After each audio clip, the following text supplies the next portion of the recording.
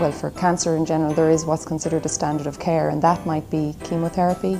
In some cases it might be chemotherapy in combination with radiotherapy, or it could be chemotherapy with a targeted therapy.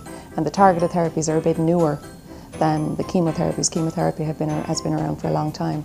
And some of the advantages of the targeted therapies is that they tend to be less toxic than chemotherapy, and because they're slightly more specific. And so a lot of what we do and a lot of the new therapies that we're working on are these targeted therapies. And so while there's definitely still place for chemotherapy, we are moving more towards targeted therapies in terms of new drugs. And what we're looking at is combinations of those targeted therapies with chemotherapy, or combinations of different targeted therapies together.